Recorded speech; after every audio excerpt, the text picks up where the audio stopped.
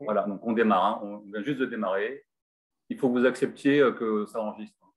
OK. Alors, voilà. Et donc, bon, vu qu'on commence à enregistrer, ouais.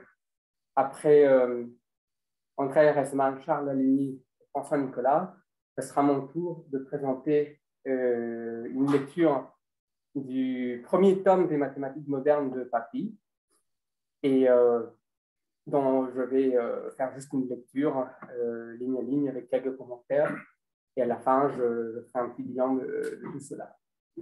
Et voilà, alors, un des enjeux de cette journée, c'est justement, comme le dit François, de motiver quelque chose qui serait un éventuel programme de mathématiques pour l'année prochaine. Donc, Mamifie, justement, acquérera ce programme. Et sans trop me retarder, je vais donner la parole à André Redman, donc, qui va nous présenter son exposé.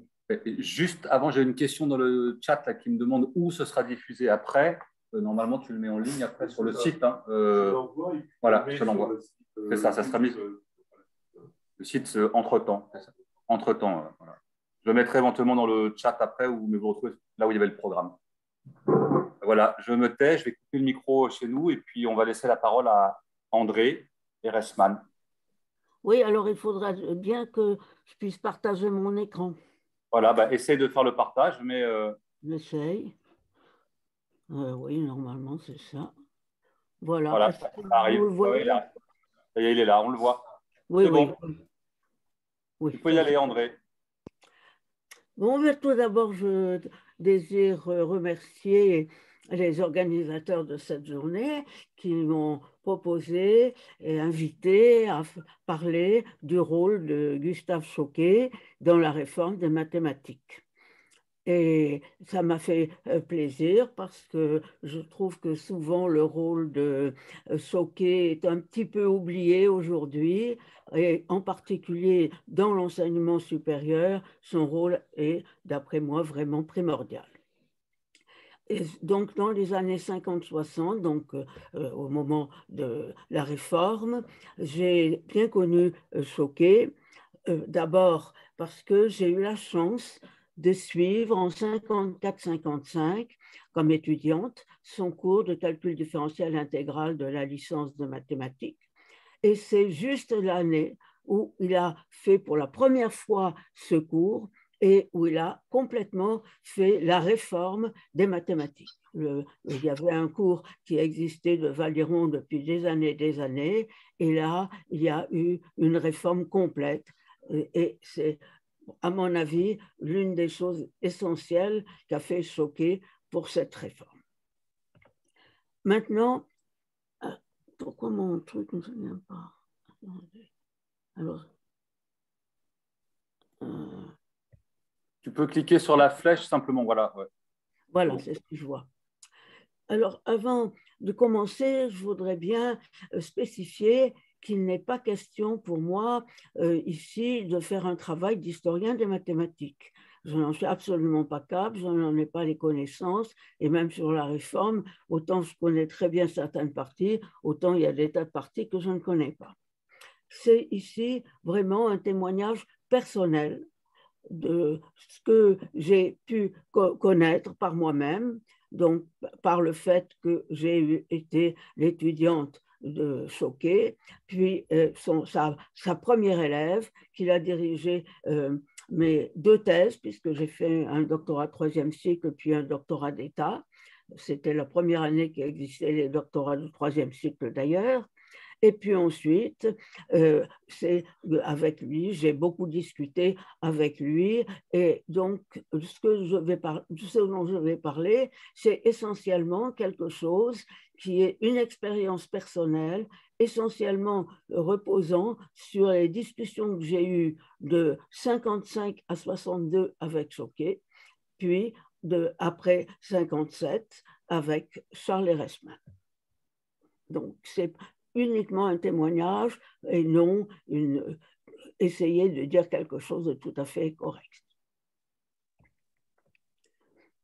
Eh bien, pour parler de la réforme des mathématiques, il faudrait commencer par savoir pourquoi il va y avoir eu cette réforme. Donc, remonter déjà au 19e siècle, puisque c'est à la fin, la réforme des mathématiques est venue du fait qu'il y a eu une crise des fondements des mathématiques au 19e siècle. Je ne comprends pas. Je ne vois pas pourquoi mon texte n'est pas vu. Est-ce que vous voyez entièrement mon texte? En fait, on voit entièrement jusqu'à logique Frege, 1879, parce que Oui. tu n'es pas en mode plein écran, mais tu es en mode défiler les diapositives, ce qui n'est pas grave. Hein. On voit, voilà. Il faudra juste avancer après pour la suite. Non, parce que là, on ne voit pas on ne voit pas le titre. Si, on le voit, nous, on le voit. Crise vous le des voyez, vous? Oui, on voit, nous. Ouais. Ah bon, alors donc il n'y a pas de problème. Bon, alors qu'est-ce qui s'est passé au 19e siècle? Eh bien, au début du 19e siècle, on avait l'impression que les mathématiques fonctionnaient très bien comme outil de représentation de la réalité. C'est-à-dire, il n'y avait pas de problème. Mais à partir de 1830, il va commencer à y avoir des problèmes. Premier problème a été la découverte des géométries non euclidiennes. Jusqu'alors, on avait une géométrie, la géométrie euclidienne, qu'on appelait géométrie tout court, qui était basée sur 5 axiomes, et dont le 5e axiome, aussi souvent appelé postulat d'Euclide, disait que, en gros, que si on a une droite, par tout point extérieur à la droite, il passe une parallèle et une seule. Et puis, à cette époque-là, un certain nombre de mathématiciens, dont Gauss en particulier, ont commencé à se poser la question de savoir si cet axiome était une conséquence des autres axiomes, des 4 autres axiomes, ou pas. Et ils se sont rendus compte que, effectivement, cet axiome était indépendant. Pourquoi indépendant? Eh bien, parce qu'on pouvait construire des géométries qu'on va appeler non euclidiennes, c'est-à-dire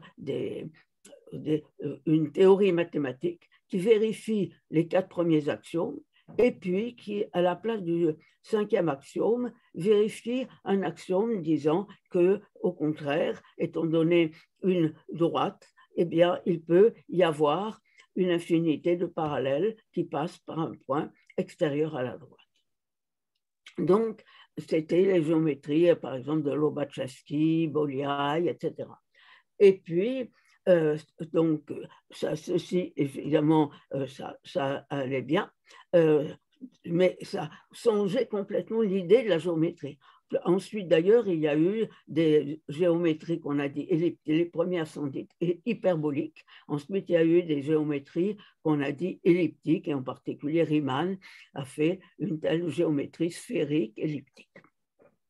Donc, qu'est-ce que la géométrie maintenant? Il faut rajouter une non euclidienne ou euclidienne si on veut savoir ce que c'est. Bon, première crise. Deuxième crise. Alors, la deuxième crise, ça a été un développement. C'est le développement de la théorie des groupes, en particulier par Évariste Galois en 1830. Pourquoi? On savait que depuis un certain temps qu'il y avait des équations polynomiales qui ne pouvaient pas être résolues, c'est-à-dire qu'on ne savait pas calculer leurs racines. Maintenant, et on ne savait vraiment pas comment faire, en particulier dans le cas de l'équation du degré 5. Et qu'est-ce qu'a fait Évariste Galois?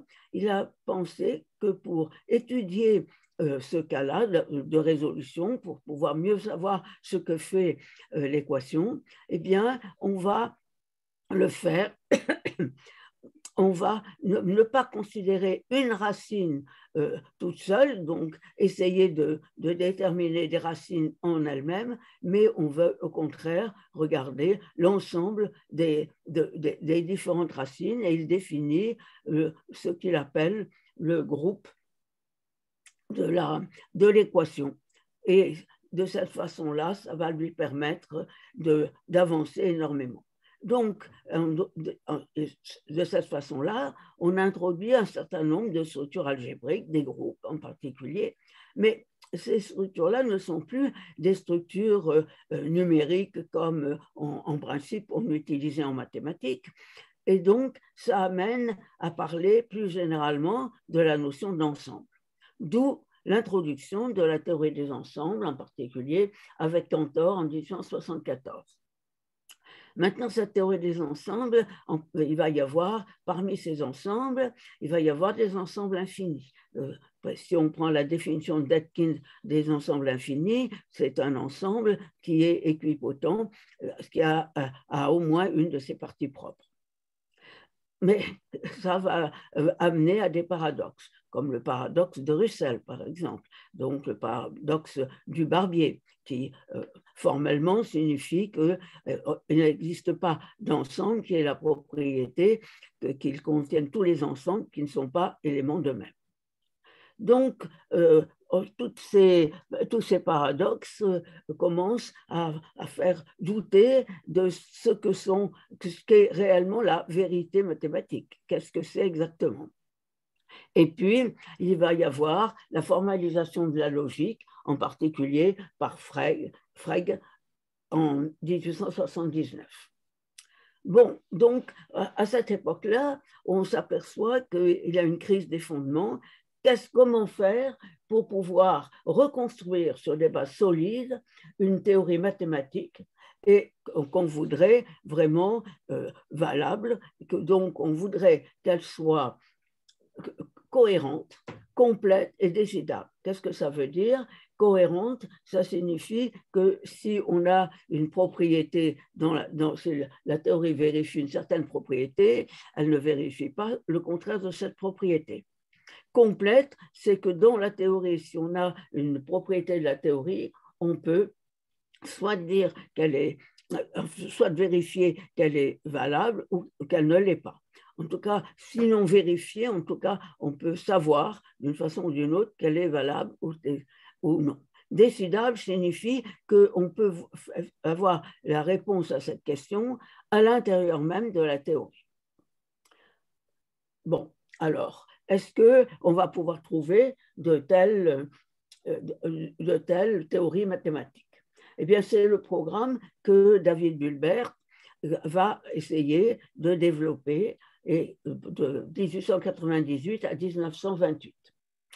Et il va en particulier chercher à réduire l'arithmétique à la logique, d'où les nombres vont être déduits d'un système d'axiomes non contradictoires. Bon, pour cela, il développe ce qu'on appelle la méthode axiomatique. Et Choquet dira que Hilbert est le maître de la méthode axiomatique. André, tu n'as pas avancé. André, tu n'as pas avancé ta planche d'après. Je crois que tu en as une qui montre ça, juste pour te le dire. Ah oui, c'est juste. Et donc le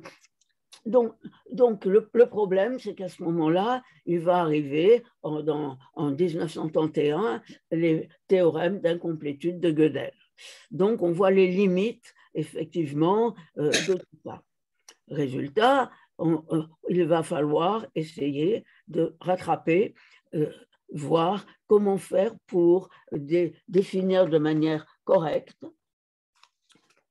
une théorie mathématique qui soit bien, qui puisse être enseignée éventuellement, mais enfin d'abord qui répercute tous les changements qui ont été causés par ces différentes crises des fondements.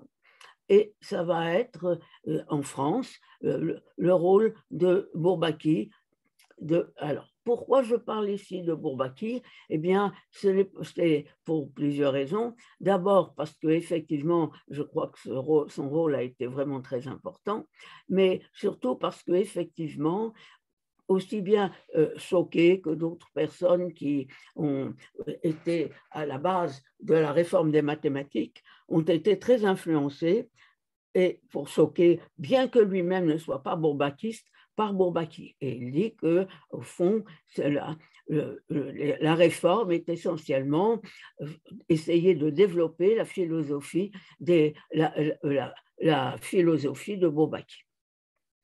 Par ailleurs, bon, je peux parler de Bourbaki, puisque Charles Erasman était un des premiers bourbakistes. On dit même souvent que... Qu'est-ce qui s'est passé? On dit même souvent qu'il était un des membres fondateurs, ce qui n'est pas tout à fait vrai. Enfin, en fait, bon, il a été presque, mais pas tout à fait. Mais enfin, bon, on dit souvent qu'il est un membre fondateur et puis il est resté très actif pendant une quinzaine d'années dans le cercle Bourbaki. Donc, je vais un peu rappeler un peu mieux, je pense que tout le monde doit le savoir, mais enfin, quand même rappeler un petit peu ce qu'a été Bourbaki. Dans les années 1934, il y a des jeunes normaliens, à l'époque André Weil et Henri Carton, qui se sont retrouvés à enseigner l'analyse en licence. Et ils ont cherché des livres pour le faire, et ils ont trouvé que les livres qui existaient à l'époque n'étaient pas rigoureux, qu'il y avait toujours des choses, et en plus que ce n'était plus vraiment conforme à ce qu'on pensait être la rigueur mathématique à l'époque. Donc, ils se sont dit qu'ils allaient essayer de faire eux-mêmes un nouveau traité d'analyse qui permettrait de corriger ceci.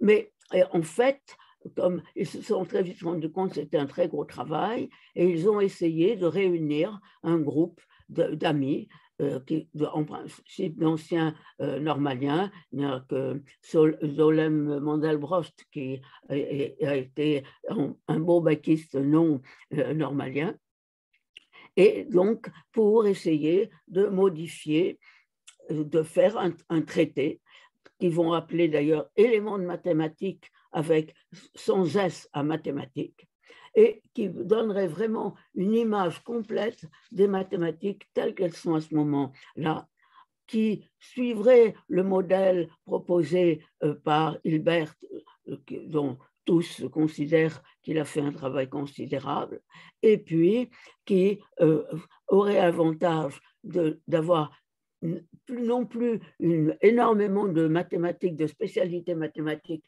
différentes qu'on étudie séparément, mais au contraire qui montrerait l'unité de la mathématique, qui permettrait de résoudre les contradictions, enfin qui serait vraiment une théorie mathématique tout à fait solide, et puis qui rajouterait en plus un certain nombre de spécialités qui étaient, et en particulier l'algèbre, qui était très étudiée à l'époque en Allemagne, mais qui, par suite des questions politiques, puisque là on est juste au moment où est arrivé Hitler en Allemagne, donc enfin avant la guerre, mais enfin donc à un moment où il n'y a plus de vrais échanges comme il y en avait eu 10 ans auparavant avec l'Allemagne, donc ils ont voulu vraiment eux-mêmes développer également l'algèbre.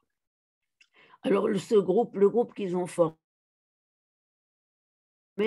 eh bien, ça a été formé en 1935. Et ce groupe, comme les éléments de mathématiques, pour leur donner un nom, ils ont choisi le nom de Bourbaki. Bon, il y a un peu un canular sur les noms de Bourbaki, on lui a inventé toute une vie, enfin bon. Mais enfin, donc, les livres sont signés par N. Bourbaki. Donc, le groupe Bourbaki en tant que tel a été créé en 1935. Mais en fait, même il y a eu une première réunion fin 1934, mais enfin en 1935.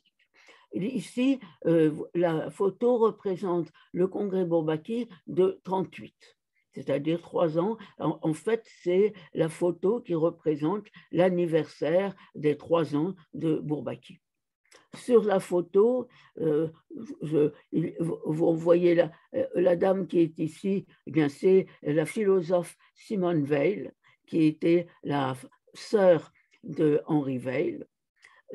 Derrière, il y a Piso. Derrière, un peu caché, c'est justement André Weil.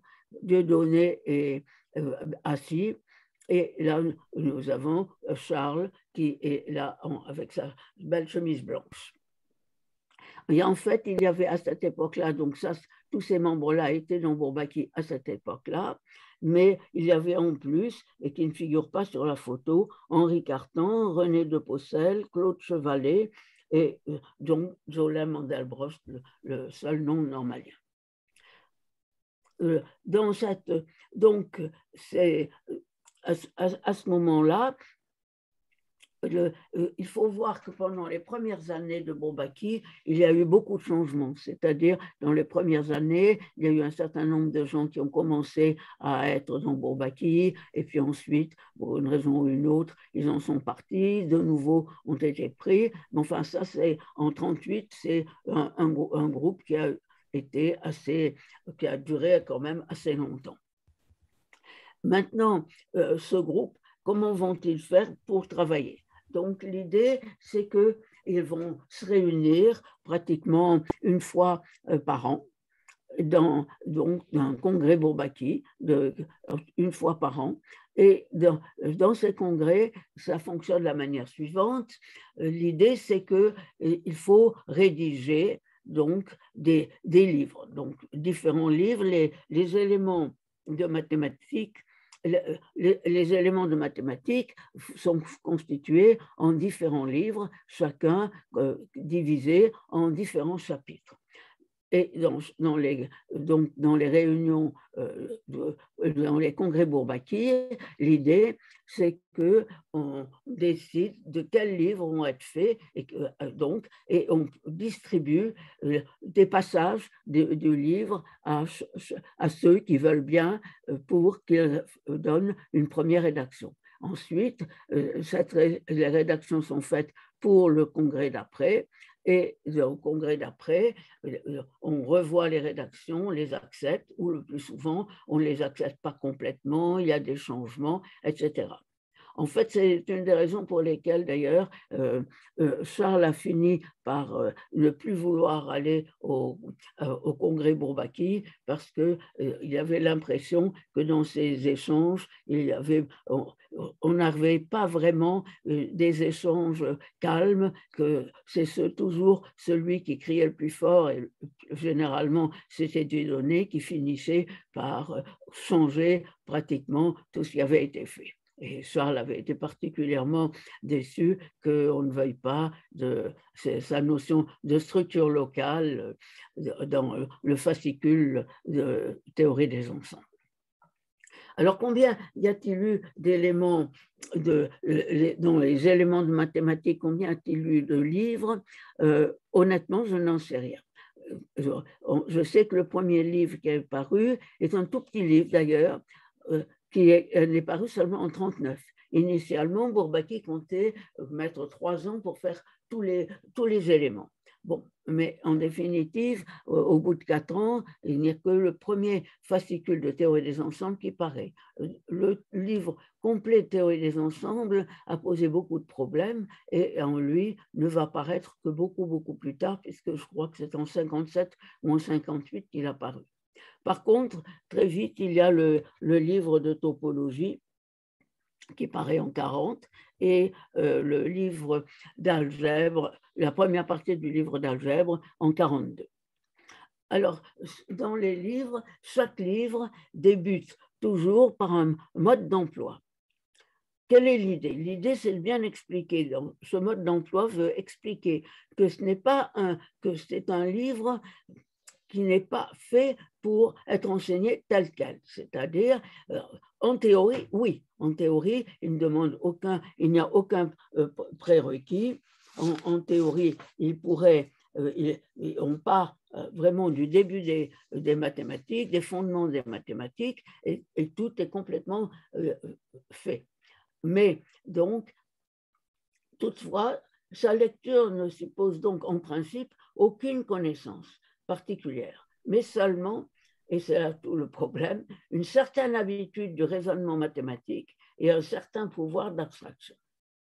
Et puis, le mode d'exposition est axiomatique et procède du général au particulier. Donc, on voit que ce traité n'est pas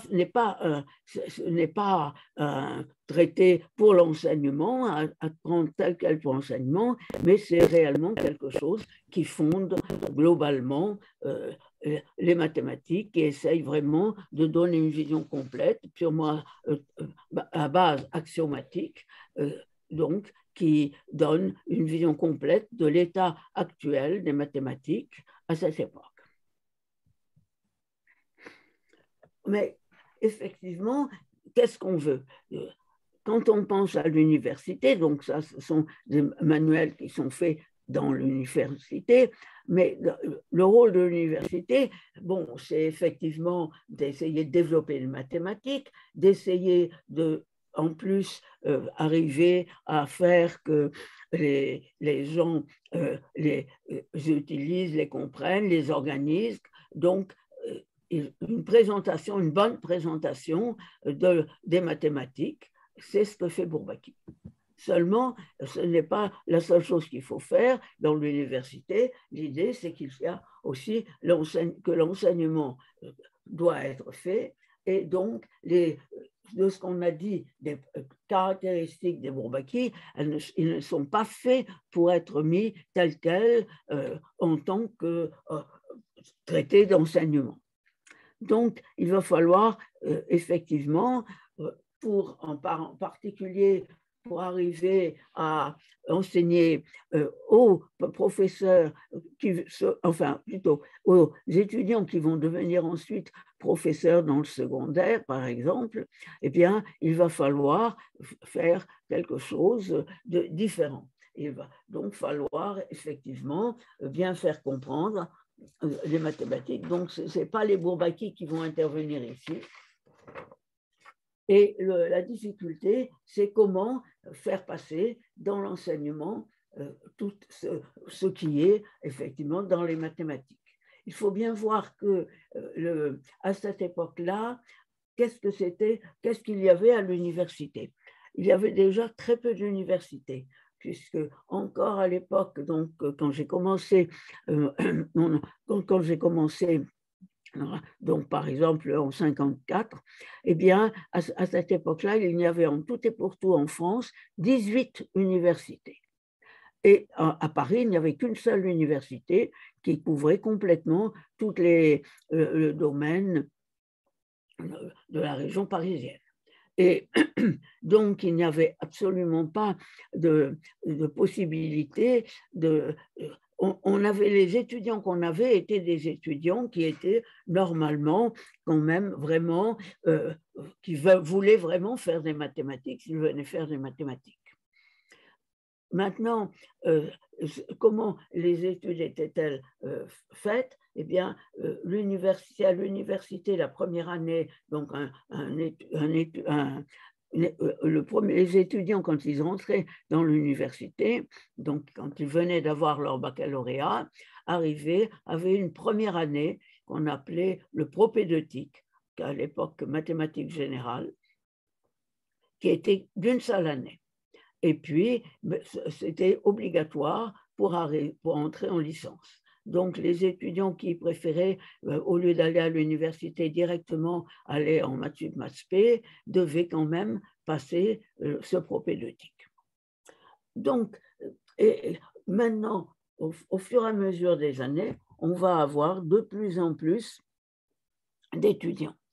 Et donc l'enseignement, il va falloir être de plus en plus, essayer de rendre d'autant plus proche, beaucoup plus compréhensible l'enseignement qu'il n'avait été au moment où les gens qui allaient à l'université étaient vraiment prêts à faire ça. Où ils étaient vraiment, s'ils faisaient des mathématiques, c'est qu'ils voulaient faire des mathématiques.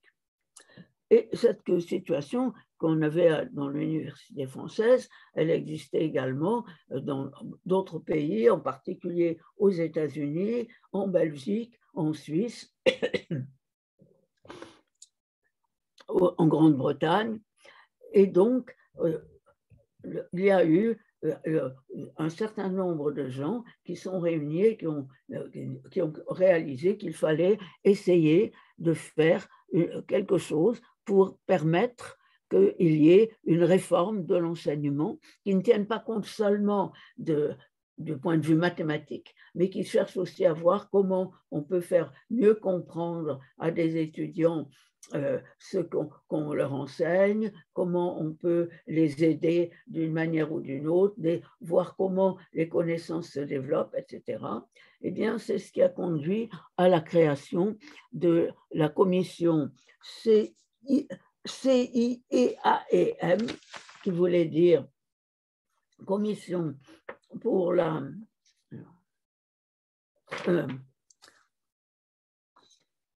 commission pour la formation. Ben, je ne vois pas complètement mes pages parce que les photos les couvrent partiellement. Commission internationale. Commission internationale pour l'étude et l'amélioration de l'enseignement des mathématiques. Et c'est Caleb Gattegno, qui était à l'Université de Londres, qui était un mathématicien, mais aussi un pédagogue et un philosophe, qui a créé en 1952 cette commission. Et cette commission, il a nommé comme président Gustave Choquet. Donc voilà le rôle de Choquet qui commence à cette époque-là. Donc il est président de la commission et il a comme vice-président Jean Piaget. Donc non point un mathématicien, mais un psychologue et épistémologue. Et Caleb Gattegno est lui-même le secrétaire.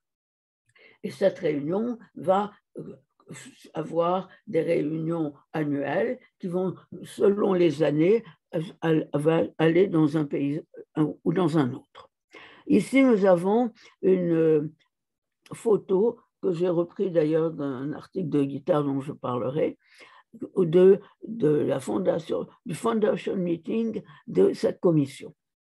On y voit en particulier Choquet, avec Choquet ici, avec à côté de lui Mademoiselle Félix, qui est un professeur de mathématiques, je ne sais pas exactement, enfin dans le secondaire, mais probablement plutôt en maths sup, je suppose, et qui s'est beaucoup occupé, et je l'ai vu assez souvent venir chercher Choquet à la fin de ses cours, au moment pour qu'il puisse discuter. Elle a écrit beaucoup de livres sur la réforme des mathématiques, elle était très importante là-dedans. Et puis il y a Piaget et Gattegno.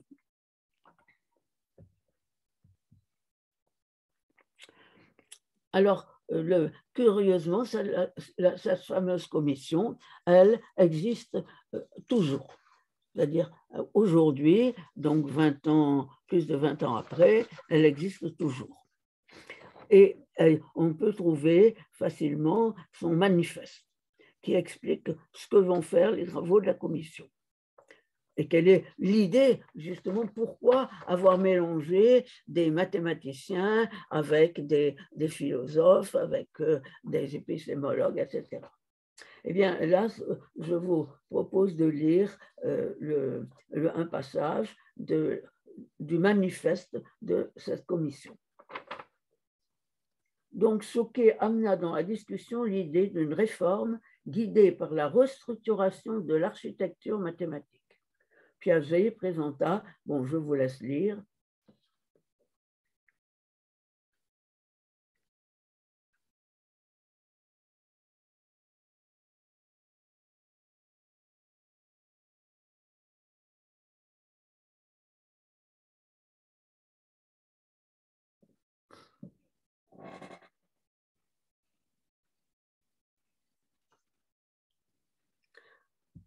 Donc, voilà le but de cette commission. Et donc, elle va continuer. Et maintenant, ce que je voudrais, c'est voir effectivement ce qu'elle va faire Choquet. André, oui. Il y a une question sur la slide d'avant. En bas, tu évoques Artine. C'est Émile Artine, oui, effectivement. D'accord. Ah ben oui, je ne l'ai pas dit, mais enfin, effectivement, c'est qu'il y a eu d'autres gens qui sont venus, mais c'est plus tard. C'est-à-dire, là, moi, je parle plutôt ici de ce qui se passe avant Royaumont, hein, donc dans les premières années. Et c'est après, c'est plutôt à partir de 59-60 que ces gens-là sont venus. Voilà. Et Viviane Durand-Guerrier a mis dans le chat des informations sur cette commission qui donc se réunit toujours, fait voilà, des conférences en anglais et en français dans les deux langues, de ce que je vois, et elle met des liens. Voilà. Merci beaucoup pour les liens. André, on te laisse continuer. Donc, qu'est-ce que ça veut dire quand on dit que Choquet a émis l'idée d'une réforme guidée par la restructuration de l'architecture mathématique? Donc, ce qu'on a lu dans le manifeste. Eh bien, pour Choquet, il explique que Choquet n'a jamais été un bourbakiste, mais pourtant, bien que n'ayant jamais été un bourbakiste, il a été très influencé par l'esprit de Bourbaki, tout en étant quand même capable très souvent, sur des points particuliers, de le critiquer énormément. Mais donc, pour lui, il propose que la restructuration de l'architecture mathématique se fasse en s'inspirant de la philosophie de Bourbaki. D'ailleurs, bon, avec son humour, il disait qu'il ne voulait pas read the mind of that many-headed genius. Et quel est pour lui l'esprit de la philosophie bourbakiste? Pour Bourbaki, il existe seulement une mathématique et le principal instrument pour son évolution vers l'unité, eh bien, c'était la méthode axiomatique. C'est-à-dire que pour Choquet, la méthode axiomatique est justement ce qui va permettre de développer les mathématiques d'une façon intéressante et qui, avec beaucoup plus facilement que sans la méthode axiomatique, parce que ça permet une économie, puisque l'idée, c'est qu'on va essayer simplement de toujours démontrer un théorème, de choisir une notation, etc., en tenant compte du fait que c'est la plus générale possible et donc il y aura beaucoup de cas particuliers qui vont se déduire sans être obligés à chaque fois de le redire. Et en particulier, par exemple, la notion de produit, eh bien, on va pouvoir la définir un peu dans n'importe quelle catégorie, on y reviendra après. Et donc, pour lui, il considère que l'étude de Bourbaki may serve to develop at all levels of education a teaching of mathematics better adapted to the needs of our time and to the level of awareness of our generation. On ne voit pas ton slide, André. Ton slide, il est là juste après. Tu peux le passer. On le verra. Ah oui, voilà. Voilà. Ouais, et la suite, voilà, ouais, c'est ça. Voilà. Oui.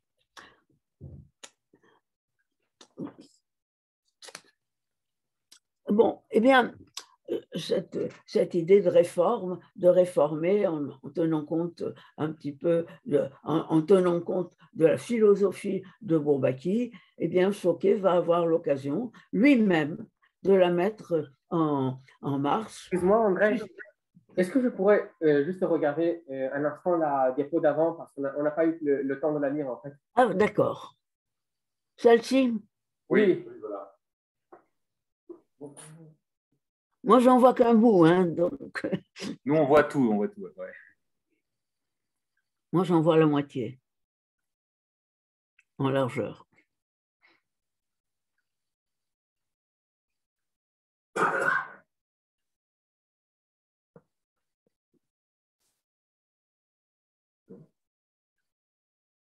Oui, c'est bon. C'est bon, merci beaucoup. D'accord. Excuse-moi, c'est extrait de quoi André, il y a le numéro 3, mais. Il y a les références à la fin. Oui, mais c'est quoi Il y a une dernière page qui a toutes les références. En fait, c'est le 3, c'est justement un article écrit par Choquet et qui va encore être cité plusieurs fois, un article très intéressant qui a été écrit par Choquet, donc qui s'appelle What is Modern Mathematics? qui est en anglais, mais en fait qui a été publié en anglais dans la collection des livres édités par Gattegno, et en fait qui est marqué en 62, mais il avait été écrit bien avant, puisque c'est cet article en anglais est la traduction d'un texte français de Choquet, qui donc a été écrit 1 ou 2 ans auparavant. Merci André. Donc Choquet, comment Choquet va-t-il pouvoir être le premier réformateur d'une certaine façon, puisque c'est effectivement ce qu'il va y avoir dans l'université. Appliquer cette réforme qu'il proposait, eh bien, il va l'appliquer très vite, puisque ça va être, il a été nommé, il a énoncé l'idée de cette réforme donc, dans les années 52-53, et c'est dès 54 qu'il va être capable d'appliquer sa réforme au niveau de la licence. Comment ça se fait?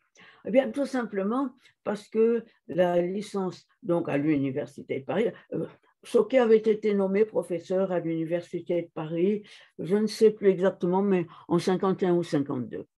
Et donc, à l'époque, il était, je ne sais pas ce qu'il a fait comme enseignement la première année, les premières années. Mais en 54, il y a eu la mort de Valéron. Valéron était le professeur qui était chargé de l'enseignement du calcul différentiel et intégral dans la licence de mathématiques depuis des années et des années. Et son enseignement se résumait à exposer son cours, 2 très gros livres, entièrement sur les fonctions numériques, etc. Donc, assez démodé d'une certaine façon si on le compare avec Bourbaki. Et donc, c'était ce cours continué chaque année. Et quant à la mort de Valéron, il a fallu trouver un remplaçant. Et c'est Henri Cartan qui, connaissant un petit peu ce que faisait Choquet, a pensé que c'était peut-être le bon moment que Choquet montre comment faire la réforme. Et donc, Choquet a été titularisé en calcul différentiel et intégral. Et donc, ça a fait le cours de 54-55. Et là, bon, comme toutes les fois qu'on fait un premier cours, surtout quand justement on veut tout modifier, qu'on a envie de montrer quelque chose de nouveau, en principe, ces cours sont remarquables. Bon, moi, j'ai suivi ce cours. Je dois reconnaître que je pense que j'ai eu une chance inouïe de suivre ce cours parce qu'il était vraiment fait d'une manière extraordinaire. D'abord, donc, qu'est-ce qu'il a fait? Eh bien, en gros, il a fait donc ce qu'il avait dit, c'est-à-dire une méthode axiomatique, et prendre la méthode axiomatique, c'est-à-dire il est parti de la théorie des ensembles, ensuite les structures algébriques, ensuite il a fait la topologie, il a eu les espaces métriques, les espaces vectoriels topologiques, et tout ça toujours avec des cours excessivement clairs et avec beaucoup de figures. C'est quelqu'un qui mettait beaucoup de figures. Et c'est ça une de ses caractéristiques qui font la grosse différence d'avec Dieudonné, comme nous le reverrons à la fin.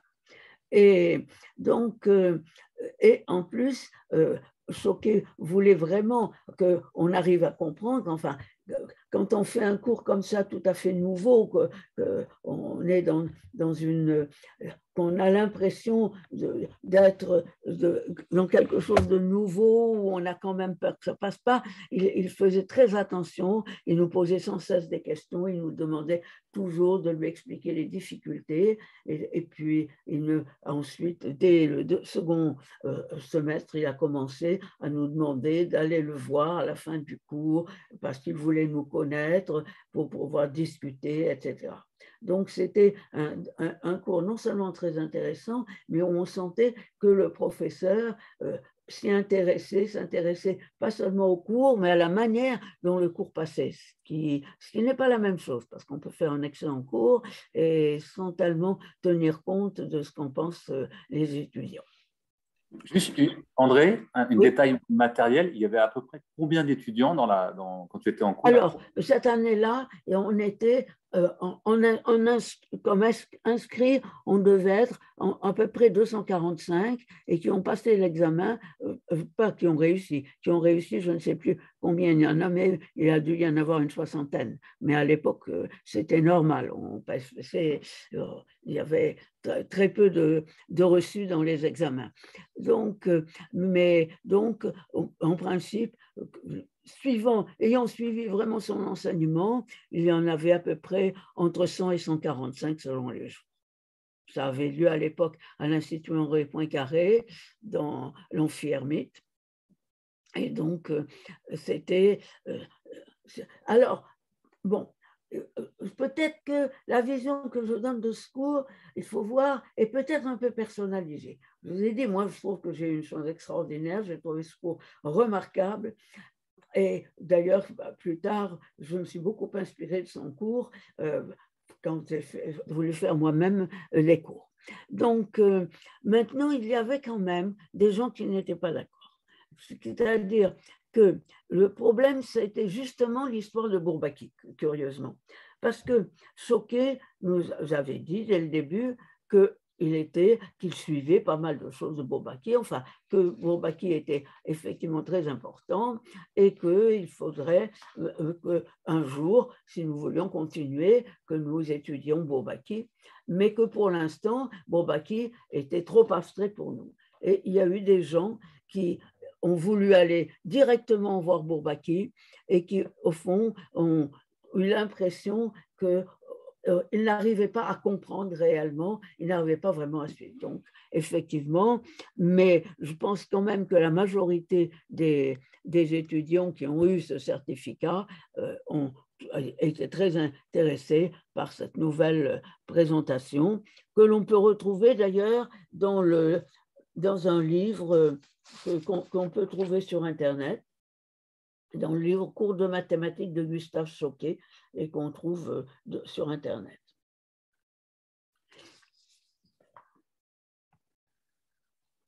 Et personnellement, le fait d'avoir suivi ces cours, j'ai été bien préparée aussi pour lire les Bourbaki après. Parce que, voyant la façon dont ça a été fait, le travail était un peu mâché, si on veut, et par conséquent, par rapport à Bourbaki.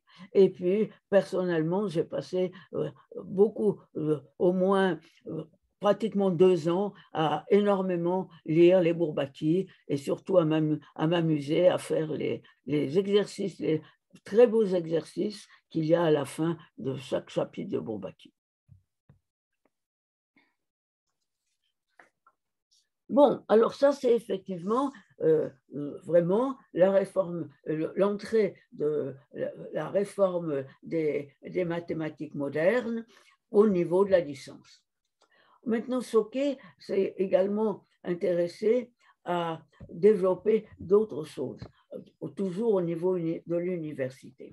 Au niveau de l'université, il s'est rendu compte que très vite qu'il y avait un certain nombre de matières qui étaient très mal vues. Pourquoi? Toujours ça, c'est une question qui est difficile de savoir, de répondre. Eh bien, en particulier, les probabilités. Or, Choquet était intéressé par les probabilités puisqu'un de ses ouvrages, de ses travaux personnels est la théorie des capacités, qui est quelque chose qui a des liens avec la théorie du potentiel, avec la théorie de la mesure et avec les probabilités.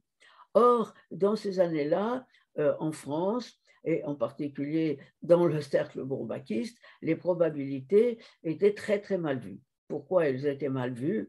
Eh bien, parce qu'on considérait que ce n'était pas vraiment des mathématiques. Enfin bon, donc les étudiants n'étaient pas, en tout cas les bons étudiants n'étaient pas du tout, on n'essayait pas de leur faire des probabilités. Et Choquet a pensé que c'était vraiment dommage parce qu'il y avait à faire quelque chose, d'autant plus que venait de paraître un livre de Feller donc le livre de Feller qui s'appelle An Introduction to Probability Theories and Its Application en 1957. Et à ce moment-là, pour faire parler des probabilités, il a eu l'idée d'inviter Feller à venir faire un cours de, je crois, 6 mois, si je ne me trompe, à Paris. André, tu peux avancer la planche aussi d'après qui en parle. Merci. Donc, en 59, il a fait ce cours. J'ai suivi ce cours, Choquet le suivait également. Il y avait beaucoup de monde qui a suivi ce cours.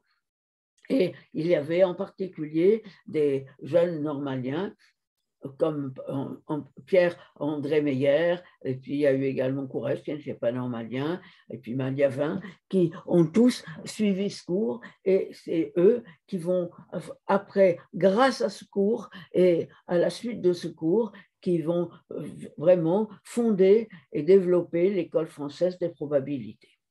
Donc, vous voyez, la Choquet, d'une certaine façon, a quand même permis le développement des probabilités en France, alors qu'il n'aurait pas eu lieu. Et j'ai une petite anecdote là-dessus qui m'avait beaucoup frappée. Henri Cartan suivait de temps en temps ce cours. Et je me souviens qu'à la fin d'un des cours de Feller, Paul-André Meyer, qui à l'époque, c'était la même génération que moi exactement, il suivait l'école normale supérieure, il a fait calcul différentiel intégral en même temps que moi, et est allé trouver à la fin du cours Henri Cartan, avec qui et donc c'était un normalien, avec qui il avait plus ou moins eu l'intention de travailler, mais enfin, il n'avait rien de décidé encore. Et il est allé expliquer à Cartan, à Henri Cartan, qu'il trouvait que c'était très intéressant et que tout compte fait, il voudrait faire des recherches dans les probabilités. Et Cartan lui a répondu d'un air vraiment très dédaigneux, eh bien alors à ce moment-là, vous serez perdu pour la recherche mathématique. Ça montre bien ce qu'on pensait des probabilités à l'époque en France. Enfin, en tout cas, les Bourbaki d'ailleurs. Les Bourbaki n'ont pas mis dans les... Alors, je ne sais pas, peut-être beaucoup plus tard, mais je crois qu'il n'y a pratiquement rien sur la probabilité, même dans les Bourbaki beaucoup plus récents.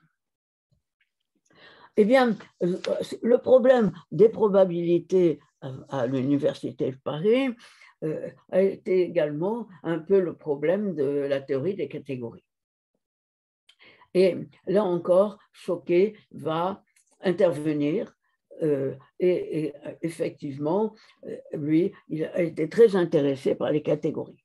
Alors, il faut bien voir qu'en France, les catégories, normalement, ont débuté par l'article Princeps de Eilenberg-MacLean, qui d'ailleurs ne porte pas le titre de catégorie en lui-même, puisque c'est General Theory of Natural Equivalences. Mais enfin, donc, il est apparu en 1945. Et à ce moment-là, il n'a pas vraiment attiré l'attention des gens.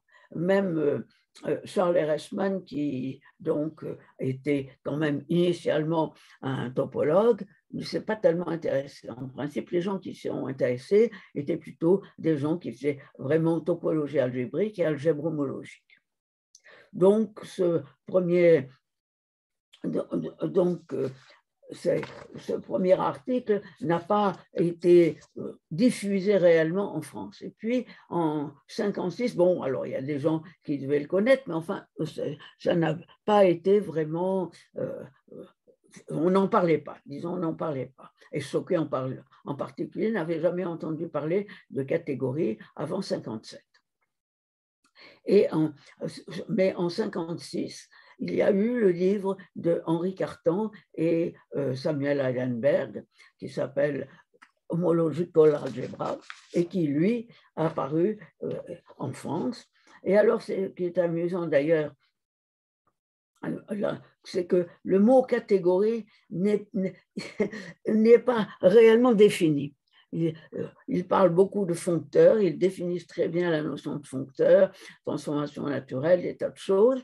Et quand ils définissent les foncteurs, entre parenthèses, ils font un renvoi à la notion de catégorie qu'on peut trouver dans l'article de Ellenberg-MacLean. C'est-à-dire vraiment, c'est assez curieux. Dès cette époque-là, il y avait un peu une peur de parler des catégories en trouvant que c'était quelque chose qui était un peu une notion qui paraissait trop générale pour avoir vraiment un intérêt.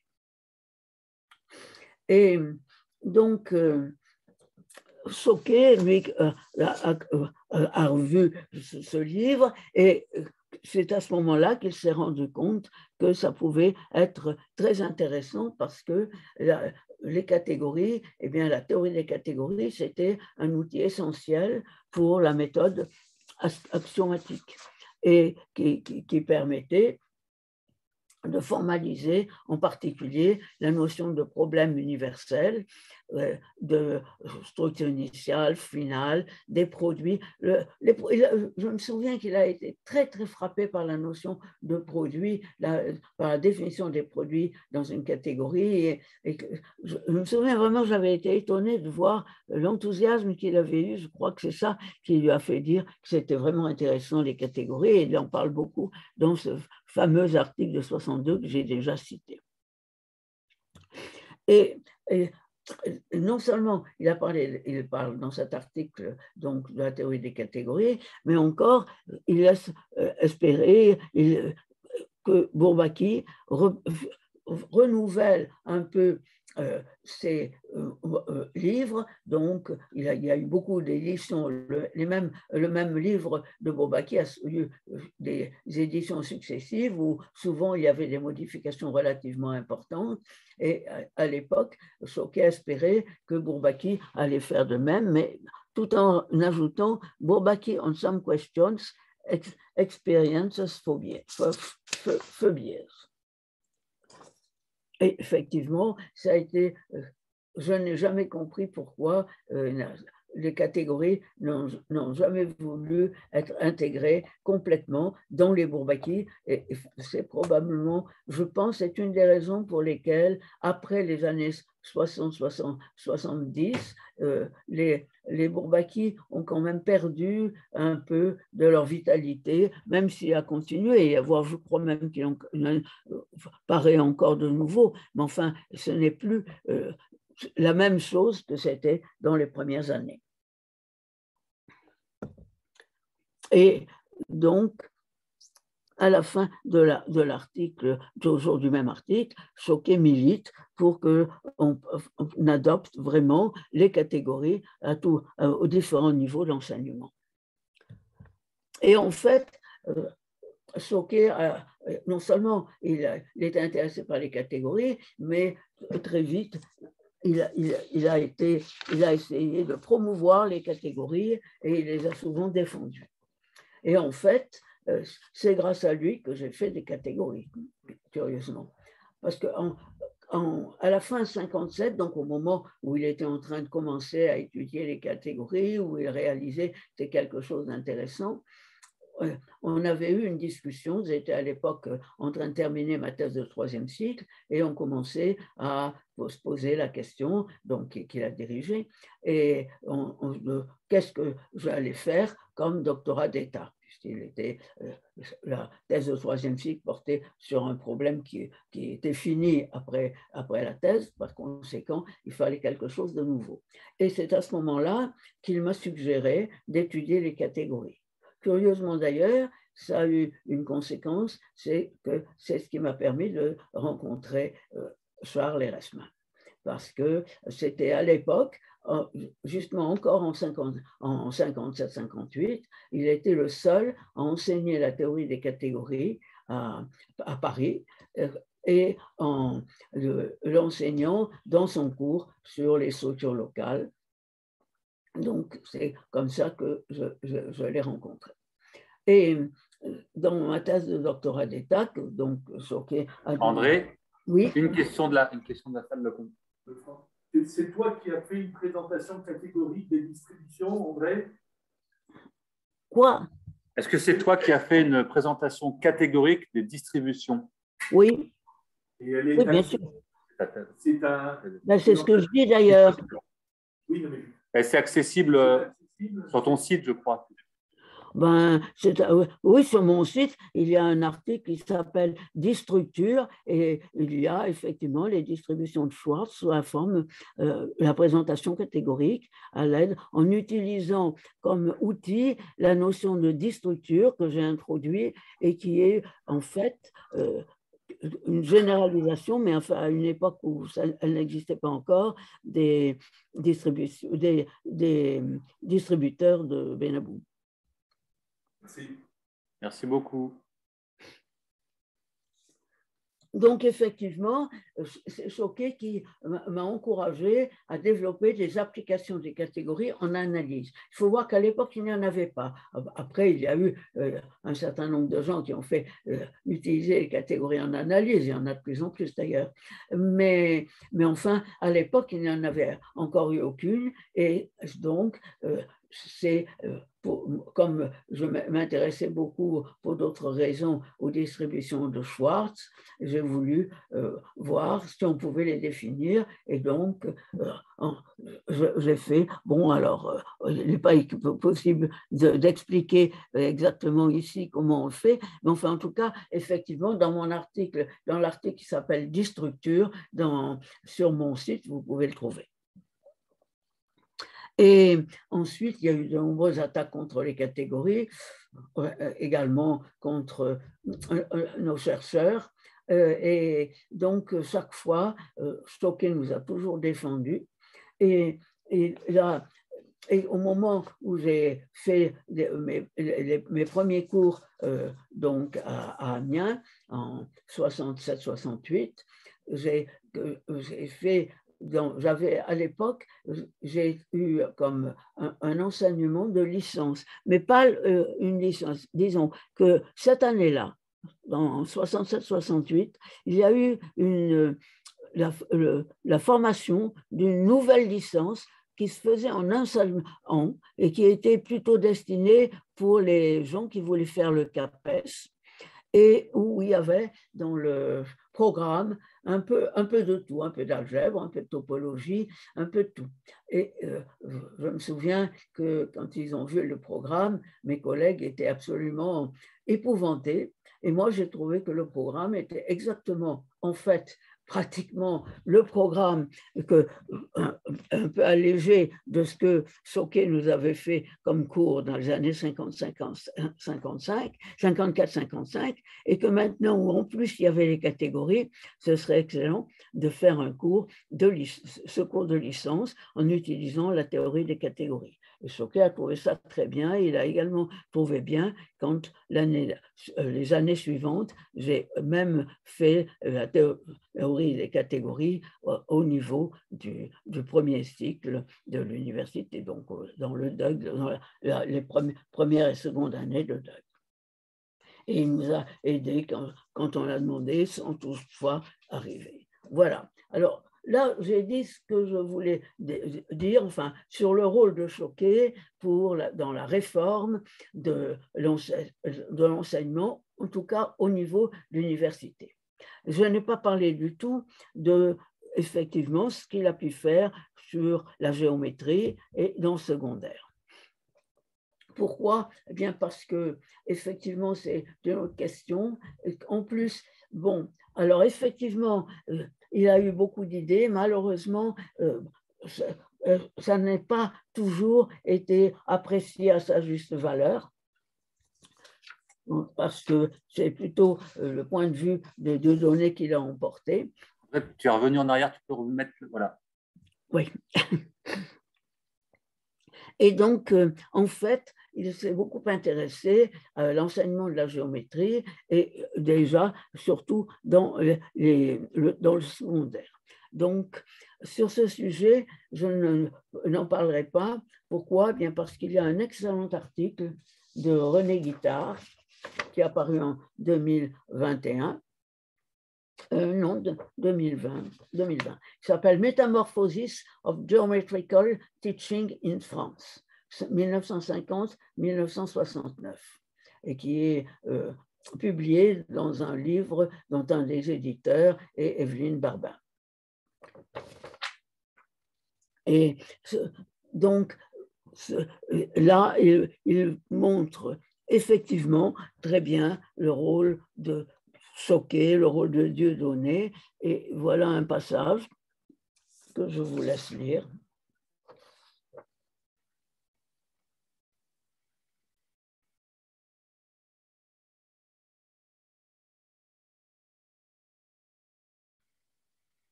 Donc, vous voyez, la fin est assez claire.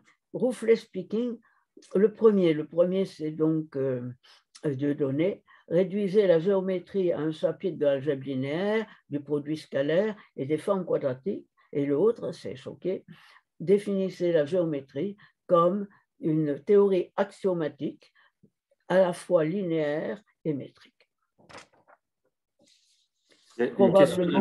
André, il y a une question de compréhension dans le chat. On nous demande si c'est quadratique ou métrique. Quoi? Non, métrique. Métrique. Justement, pour Choquet, la géométrie est très liée à la métrique. Merci beaucoup de ta réponse. Eh bien voilà, donc c'était ce que je voulais dire.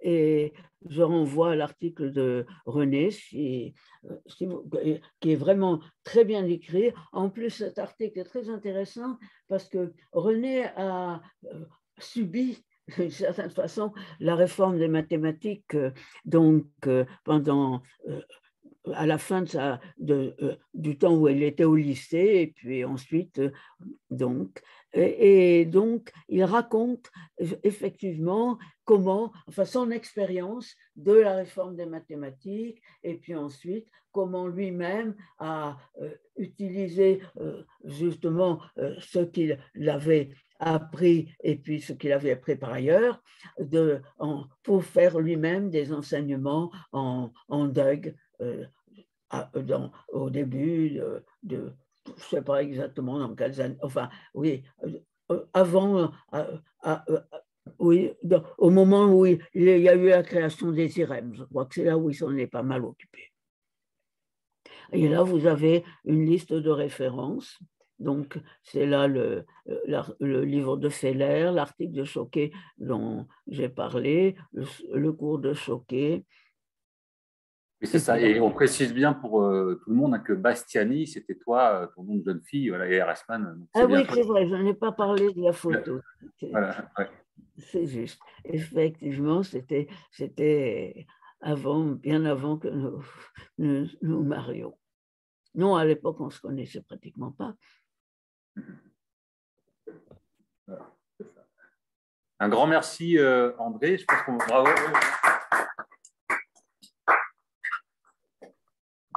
Il y a une question déjà dans la salle de François. On va prendre des questions aussi. Il y a des bravos en ligne. Je vois Viviane, Thomas qui. François va te poser une question. Il y en a une autre. Okay. Et on va prendre après. Vous pouvez mettre des questions dans le chat si vous voulez. Ah oui, on peut enlever le. Non, on doit bien là. On doit. T'inquiète. Ah oui, d'accord. Ça, c'est nous, ça.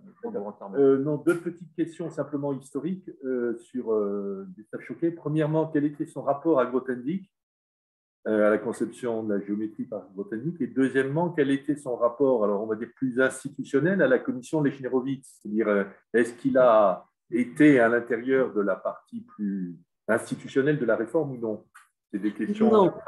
En fait, il est resté toujours dans la fameuse commission dont il a été pendant à peu près, pratiquement jusqu'à Royaumont, le président, mais après, il ne s'est pas, je pense qu'il ne s'est jamais, ou en tout cas très peu, mêlé avec Lechner-Hovitz. Quant à Grothendieck, ben, très franchement, je pense qu'on n'en a jamais parlé. Je dois reconnaître qu'on n'en a jamais parlé. Peut-être parce que c'était un peu, c'est plutôt après, mais Non, je ne pense pas qu'il est très intéressé par Grothendieck. C'était pas le même état d'esprit. Mais comment tu résumerais, je veux dire, la division, enfin l'opposition ou la différence des deux approches sur la géométrie? Tu vois quand même, parce que même si, parce que Non, toute c'est son approche des différent. années 80 est quand même absolument parallèle, enfin chronologiquement plutôt, et contemporaine de celle de Grothendieck. Donc, comment tu résumerais Ah ben là c'est bien avant, hein, parce que là, ce n'est pas les années 80, hein, c'est les années 60. Ben oui, mais Grothendieck, c'est les années 60, justement. Il a commencé dans les années 60, oui. Non, je pense que, enfin, il y a eu, je pense qu'il n'y a jamais eu le moindre contact entre Choquet et Grothendieck, si ce n'est, ah oui, il y a eu un contact, effectivement. Grothendieck avait, mais c'est beaucoup plus tôt, puisque ça doit être, c'était en 56 probablement. Oui, ça doit être en 56, où effectivement, mais Grothendieck à l'époque n'avait pas encore commencé à parler sur les catégories et était toujours en travaillant sur l'analyse. Et il a écrit un article pour la Société mathématique de France sur les produits tensoriels, sur des choses comme ça. Et ce texte avait un très mauvais français. Et Choquet, qui devait être à l'époque, si je ne me trompe, secrétaire pour le bulletin de la Société mathématique, m'avait demandé si j'acceptais de relire le texte de Grothendieck, mais donc qui n'avait rien à voir avec la géométrie et ces choses-là, donc pour vérifier, enfin pour corriger le français, quoi. Mais ensuite, je n'ai jamais entendu parler de Grothendieck. Je ne sais pas, c'est tellement différent. Grothendieck, c'est quand même très basé tout de suite sur les catégories, mais aussi sur d'autres notions. C'est pas Choquet, c'était vraiment la géométrie. C'était quand même beaucoup plus la géométrie à la main, la géométrie, enfin telle que où on dessine des droites, où on dessine des cercles. Pour lui, la géométrie, c'était une théorie axiomatique, mais euh, parfaitement simple. Il y a un mot important, je trouve que c'est tu as utilisé dans les slides plusieurs fois, c'est le rapport à l'expérience. Voilà, l'expérience. Il y a à la fois l'axiomatique, mais le rapport à l'expérience. C'est ça, voilà. C'était ça l'idée de Choquet, c'est vraiment que dans l'enseignement, il faut toujours qu'on puisse se raccrocher à l'expérience. Alors, juste dans le chat, on a Daniel Choquet, qui est le fils donc, de Gustave Choquet, qui dit « Merci beaucoup pour cette présentation qui est pour moi particulièrement émouvante, me faisant revivre cette période dont j'ai été témoin dans le cadre familial. » Je ne sais pas si, M. Choquet, vous voulez… Très touchée, je le remercie beaucoup et je suis très touchée. Je pense qu'effectivement, je ne sais pas du tout. Donc, quel est son prénom? Bonjour. Daniel, il va prendre la parole. On laisse la parole à Daniel. D'accord, ça me fait plaisir. Bonjour, je ne sais pas si vous m'entendez. Oui, je vous entends, je vous vois. Bonjour, oui, merci beaucoup d'avoir transmis ce lien que j'ai pu récupérer et assister à votre présentation. Donc moi, ça me rappelle des souvenirs d'enfance, hein, parce que moi, je suis né en 62, donc il y avait beaucoup des choses qui avaient déjà été faites. Mais je me rappelle très, très bien toutes les discussions que mon père avait. Il prenait ça extrêmement à cœur. Et moi, j'ai beaucoup bénéficié à titre personnel de son enseignement, hein, parce que j'ai beaucoup travaillé avec lui. Il m'a beaucoup appris les mathématiques. Et effectivement, je sais qu'il a eu un certain nombre de frustrations, en particulier sur la géométrie et des choses là que vous avez mentionnées à la fin de votre exposé, où effectivement, le fait que ces préceptes-là n'aient pas pu être entièrement pris en compte dans les programmes d'enseignement, ça l'avait beaucoup affecté. Ça, c'est un souvenir que j'ai, effectivement. Et puis, sa collaboration avec Gattegno, c'était pour lui quelque chose qui était effectivement extrêmement important, dont il parlait tout le temps. Ça, dans mes souvenirs d'enfance, c'est très, très présent. Donc, merci beaucoup de cette présentation. Oui, écoutez, ça me fait très plaisir de vous voir et c'est très touchant parce que j'ai beaucoup connu votre père. Il a été très important pour moi et par conséquent, ça me fait plaisir de savoir que vous-même, est-ce que vous faites des mathématiques? J'ai commencé par les mathématiques, mais je suis passé à la biologie. Donc, je suis neurobiologiste. Ah bon? Ah Je ben, suis ça m'intéresse. chercheur, effectivement, mais neurobiologiste. Enfin, c'est intéressant. Ça me fait vraiment plaisir de vous rencontrer, enfin, de manière un peu virtuelle, mais… Un peu virtuel, effectivement. Oui.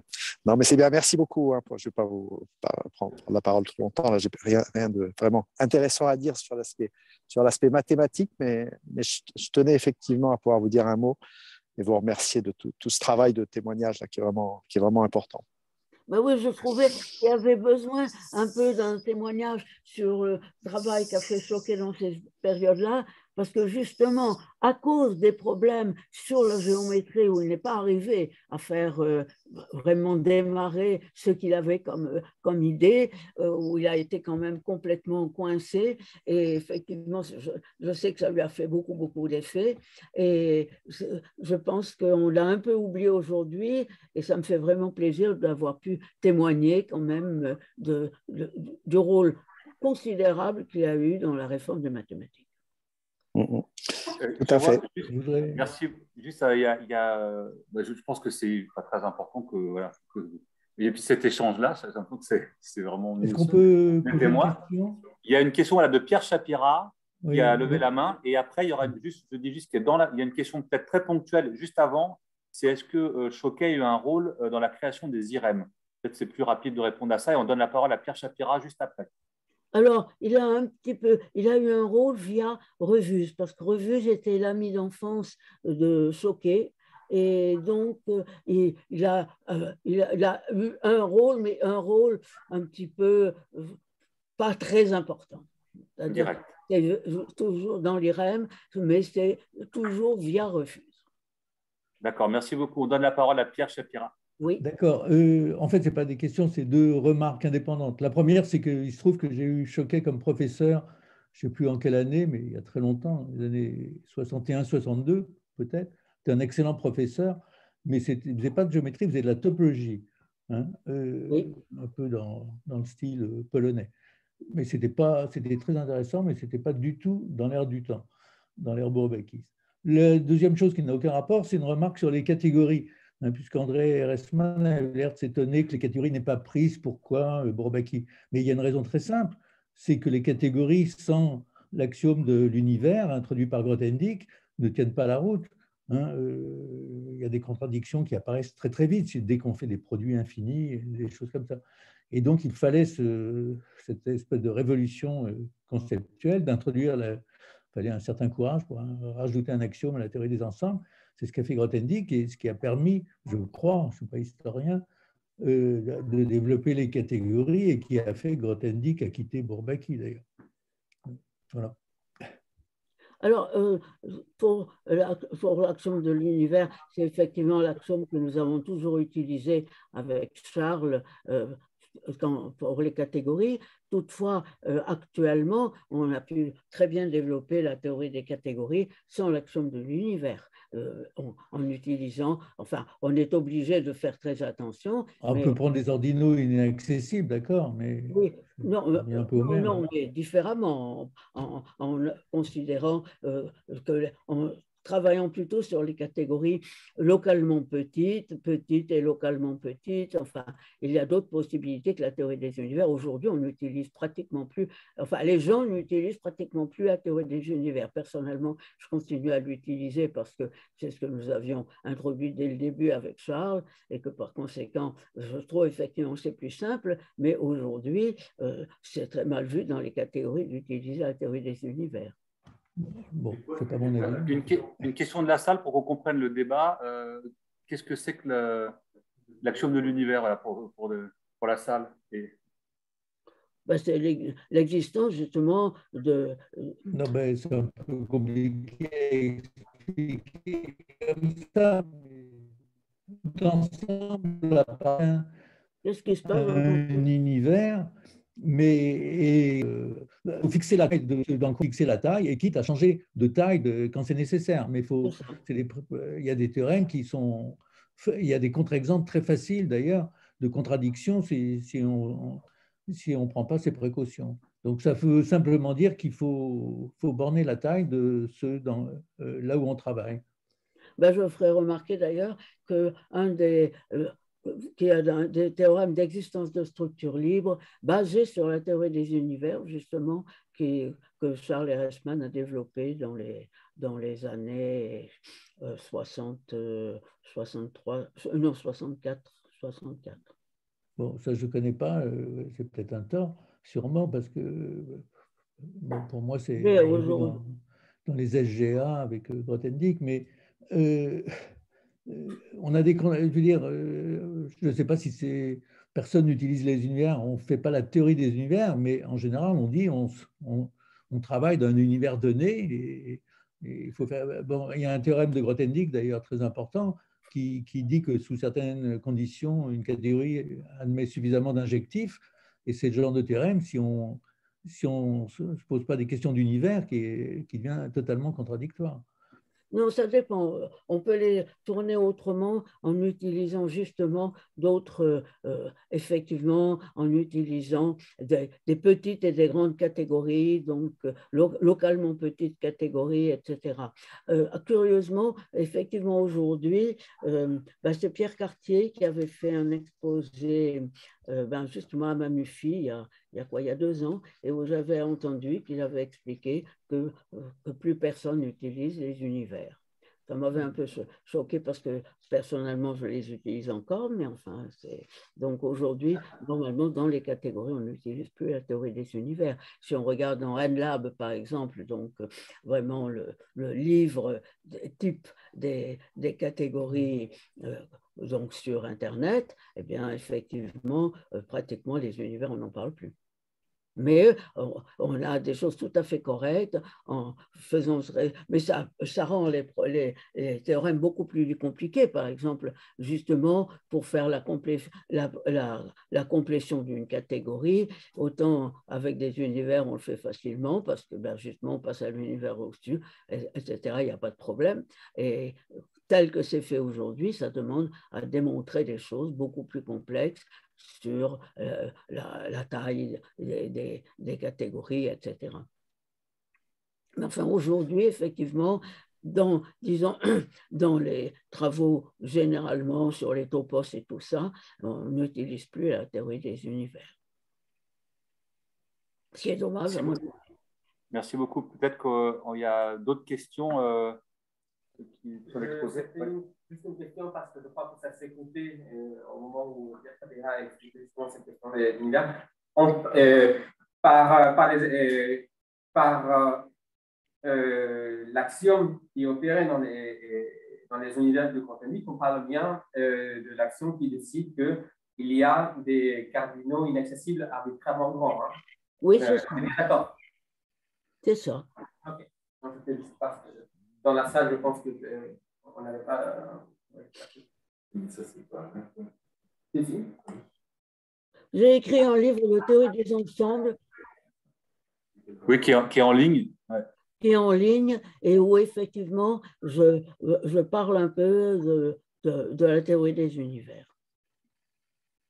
C'est un cours que j'avais fait, un cours sur la théorie des ensembles que j'avais fait dans les années 70 ou 71, mais qui est en ligne sur mon site. Ça va bientôt, ça va être là. Est-ce qu'il y a d'autres questions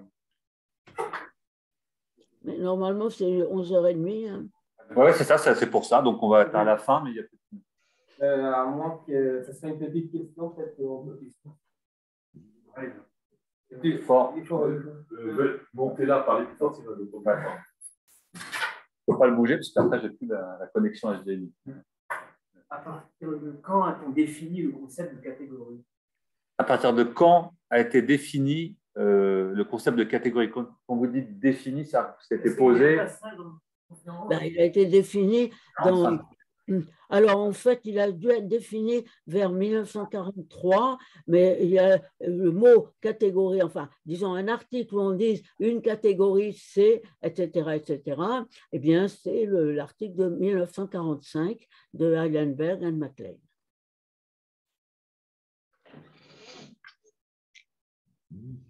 Voilà, bah non, il y a, oui, il y a juste, oui, on va transmettre, Monsieur Choquet, on va transmettre le lien à tout le monde, hein, sur le site de cette conférence. Il faut peut-être en profiter de dire ceux qui sont sur Zoom, parce qu'ici il y a une feuille de présence, mais ce n'est pas le cas pour vous. Envoyez-moi, là c'est François Nicolas, fnicolas@ircam.fr, votre courrier électronique. Dans le chat, je peux le récupérer. Si vous le mettez dans le chat, j'aurai. Oui, enfin, c'est ça. Laissez votre courrier électronique pour qu'on puisse faire suivre après les documents. Voilà. Ceux qui veulent les documents et le lien, mettez dans le chat votre email et moi je vais télécharger le chat et comme ça on va le remettre à François. Mais comment? Mais les gens qui sont en présentiel peuvent aussi utiliser le chat? Non, mais eux, ils ont rempli une feuille papier comme d'habitude. Ah oui, d'accord. Non, moi, je ne comprenais plus rien. On était plus choqués, tiens, quand on a fait une expérience. Un grand merci, André. Je crois que bravo.